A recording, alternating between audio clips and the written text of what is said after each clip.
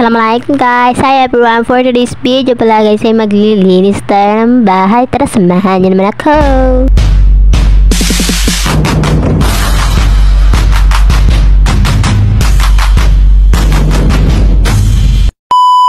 Assalamualaikum guys, ngayong araw pala guys ay maglilinis tayo ng bahay kasi nga masyado na magkalat ang aring bahay. Ay stay kwarto pala, hindi pala ito bahay, kwarto pala ito. Nagkakamali lang, pasensya na po.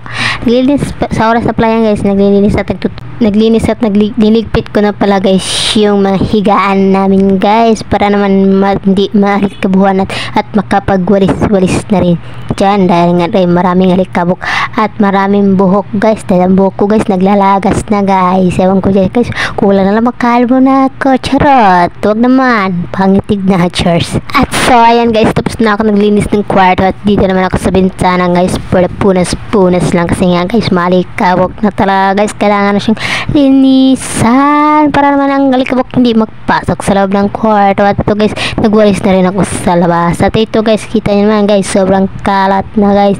Yes guys, ako lang din nagkalat yan guys, nakaway ko na asawa ko guys dahil nga nakakapagod magtupi ng damit niya guys. Tapos inaway pa naman ako kasi sabi ko ikaw na magtupi sa sarili mo naman, kinalat ko, pero ako lang din naman nagtutupi. Nagpahirap na ako sa sarili ko, ano ba naman yan for the magtupi ang first and for the madali lang tayo dito guys. Ako, etong vlog ko pala guys ay isang araw pala guys, ngayon ko lang nagawa ng voice over kasi ngayong anak ko guys gusto mag-gram ng cellphone, isang cellphone lang kami guys, so mahirap nagawa ng content guys kung may kahati ka sa cellphone. My god kasi nakaka-hurt teacher. Ayan, kalat pa. Tignan mo, ikaw lang din naman nagtupi. Ikaw nga nagkalat, ikaw nagtupi. Diba nagpapahirap pa sa sarili mo? Nasaan bang utak mo, mami loves?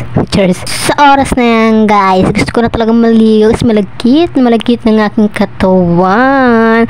At sa sobrang init talaga guys, na parang nalulunod ka na sa apoy, parang piniprito ay. Kaya gusto ko na sa oras na maligo guys, pero hindi pa pwede, kailangan natin maglinis ng bahay. At yan guys, pinagano ko na yung mga labada guys kasi ang dami ko ng labada guys. Sa oras na yan naglalaba rin ako, pero sinaparate video ko lang kasi sa susunod ko na lang na vlog at paggawa ng voiceover. At ito pagkatapos ko na gano'n guys, naghugas na ako sa mga pinagkainan namin kanina. Medyo nahiya ako dyan kasi dyan yung pinsan ng aking asawa.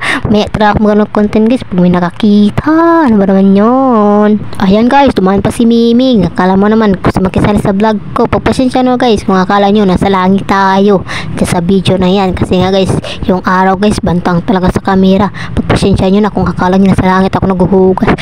Para hiya-hiya pang person yan guys kasi nandiyan may tumitingin kasi tuwing nag-video tayo, so mahihain ka talaga guys pag nanggagawa ko ng content. So guys, panoorin nyo talaga yung video guys, wag nyo talaga skip guys at i-follow nyo ako. At ito pala yung kusina namin guys.